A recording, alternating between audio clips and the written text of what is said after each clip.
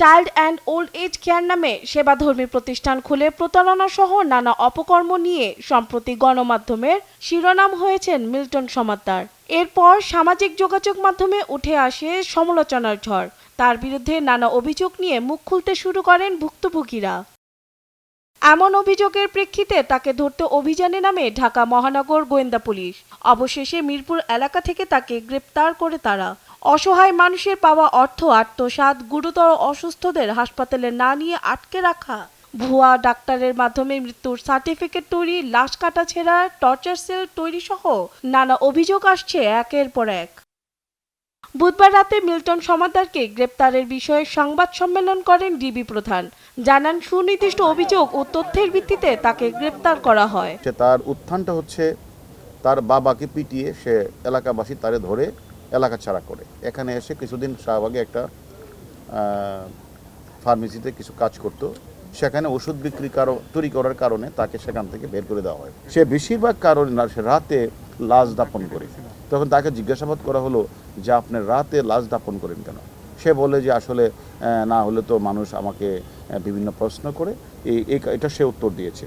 এবং আশ্রমে বৃদ্ধদের চিকিৎসা দেওয়া হয় না বলে গণমাধ্যমে এসেছে, সেটাও তাকে জিজ্ঞাসা করা হলো যে আপনি যে 30-25 লাখ টাকা খরচ করেন, টাকা পান কোথায়? এবং নিজেই ডেথ সার্টিফিকেট তৈরি করে ডাক্তারের সিল স্বাক্ষর জাল করে সে নিজেই মিডিয়ার কাছে শেয়ার করেছেন।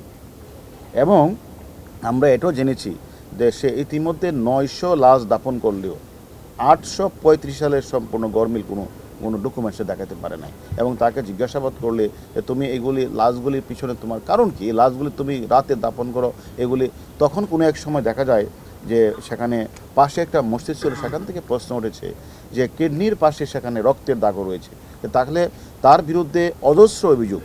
বিতর্কিত মিল্টন সমাদ্দার বর্তমানে ডিবি হেফাজতে আছেন। তার বিরুদ্ধে মামলা প্রক্রিয়াধীন আছে বলে জানান ডিবি প্রধান। সে যে অপারেশন থিয়েটার, সে অপারেশন থিয়েটারের মাধ্যমে সেখান থেকে কিডনি বিক্রি করেছেন কিনা আপনারা যে অভিযোগটা করেছেন সেটাও আমরা তদন্ত করব।